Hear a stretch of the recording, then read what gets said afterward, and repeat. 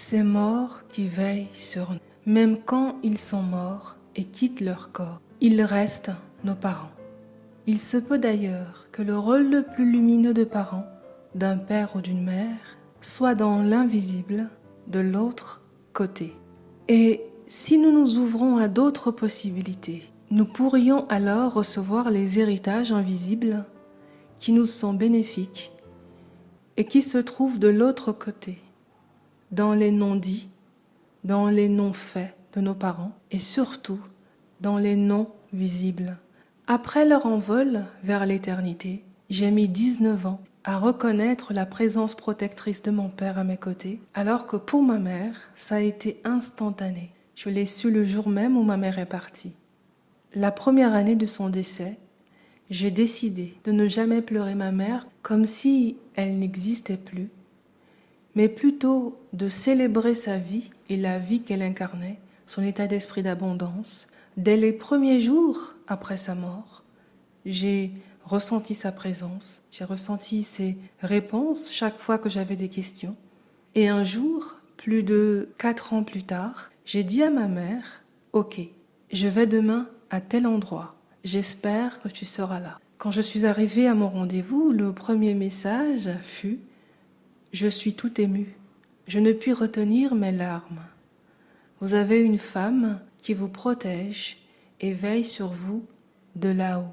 Elle dit que vous communiquez ensemble par la pensée. » L'expérience m'a donc appris que quel que soit son âge, on ne se sépare jamais de son père ou de sa mère ou de ses défunts préférés. Ils feront tout pour entrer en contact avec nous jusqu'à y parvenir. Ils ne peuvent pas nous forcer. Seule l'ouverture de notre cœur ouvre ce canal avec l'invisible. Et bien sûr, si nous avons fait la paix avec eux.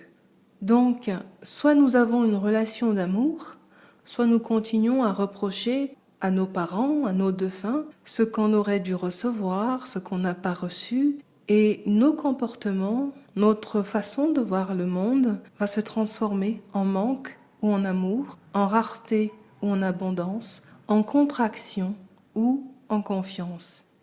Faire un peu de place dans sa vie, à ses morts, est un acte chamanique bouleversant et qui réveille cette autre dimension de nous que nous ne soupçonnions pas, tellement nous étions dans la survie au lieu de la vie, notre dimension mystique.